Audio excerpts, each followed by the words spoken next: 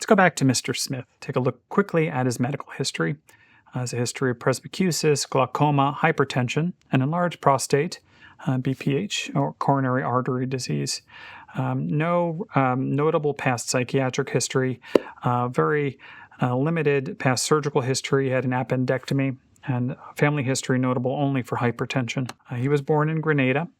Multiple siblings, unfortunately. He was the last living sibling in his family and had been married for 5 decades, 2 kids living here in New York.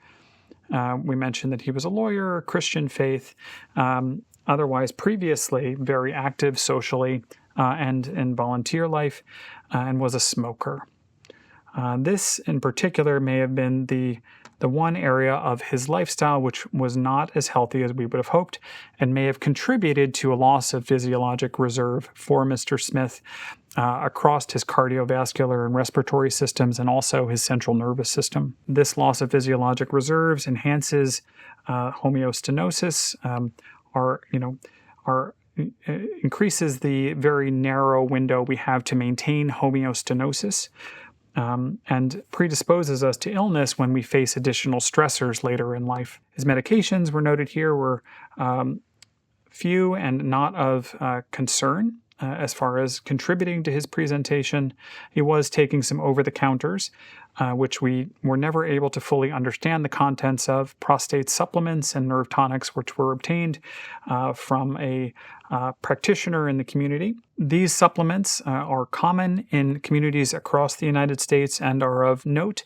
Whenever possible, you should attempt to attain ingredient lists to understand what are the potential interactions with pharmacologic interventions you may be considering, and whether any of those ingredients in the supplements are impacting that person's health right now and contributing to their presentation to you. Unfortunately, in this case, we were not able to do so. So what did we think? Bringing back to this idea, how did we go from a healthy, active, high-achieving individual to someone that is not living the life that he had hoped to live in retirement? Is this normal aging? Is this successful aging? Is this healthy aging? I think he may have veered off the course of those hopeful outcomes of everyone's aging process.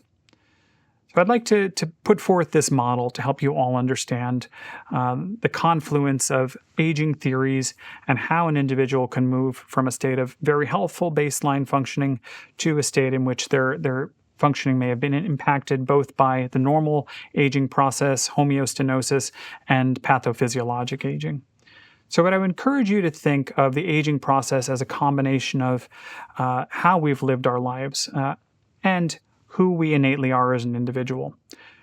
There is a combination of genetic predisposition, genetic factors, environmental exposures that we experience due to where we live and where we work, biological coping mechanisms, and psychosocial and behavioral coping mechanisms.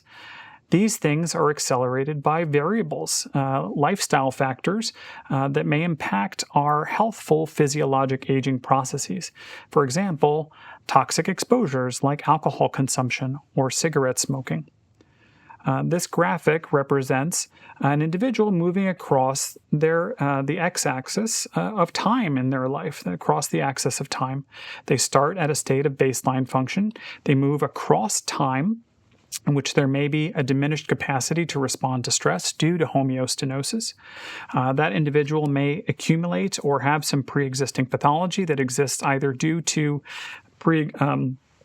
some genetic predisposition, family history, or other occupational exposure that led to illness, which enhances their diminished capacity to respond to stress due to loss of physiologic reserves. You may add on age-related chronic diseases that are occurring due to just the aging process, as we move across the axis of time. And then you add in a stressor, some big change that happens to the individual. They may get sick. They may have a urinary tract infection. They may have pneumonia. They may have COVID. These stressors knock us out of homeostasis. They knock us away from a state of health. And depending on the severity of that stressor, there may be a further loss of physiologic reserve across whatever organ systems are affected. Now, your body will work hard. All of our bodies will work hard. Our patients' bodies will work hard to restore homeostasis. However, there may be a further loss of physiologic reserve due to that stressor that we cannot recover from, and this may enhance our state of physiologic aging, enhance homeostenosis, and move us further away from a state of health. This is a clear-cut example, thermoregulation. I think it's sort of easier to understand with a concrete example. So we move from a state of baseline function across the axis of time. We're aging. There are age-related changes. There are skin changes. There are changes to our vascular system, declines in muscle mass, and changes to our endocrine system and our nervous system response to stresses, to thermoregulatory stresses, temperature changes. So just due to aging, we have a diminished thermoregulatory capacity, and we may have other pathologies that are accumulated in our bodies. We may have had stroke, we may have mental illness, we may be taking medications that affect our thermoregulatory capacity. And then you add in a stressor. You add in extreme cold temperatures, extreme high temperatures, something that may be due to climate change, as an example, as we are experiencing more and more extreme weather events here in the United States. Those extreme events that expose us to these big temperature changes may be more than an individual's body can happen. We'll move away from homeostasis. There will be damage to various systems in our body, and we'll have a further loss of physiologic reserves, homeostenosis, further diminishing our capacity to maintain a healthy life, a healthy lifestyle, health of our bodies, to further stresses in the future. And there are multiple geriatric syndromes that sort of play out depending on how healthfully we've lived our lives. And these are points of major clinical concern. Geriatric syndromes are a result of complex interactions between normal age-related physiologic changes and occur across multiple organ systems. So they're hard to pin down on one particular system, but they occur across systems and impact the function of the individual. And they interact pretty strongly with stressors, biological, psychosocial stressors, and lead to disruption of homeostatic mechanisms. And so here is a list of the more common geriatric syndromes, or certainly there may be more of consideration, spanning delirium, dementia, depression, syncope or dizziness, failure to thrive, malnutrition, falls, frailty, functional dependence, gait disorders, polypharmacy, incontinence, constipation, and more. I'm going to use frailty as an example of a geriatric syndrome in which homeostenosis affects multiple systems, failure to live a healthy lifestyle, or interactions with multiple predispositions and illnesses lend themselves to an individual that has a loss of function across multiple systems that impacts their ability to live their life, to function independently.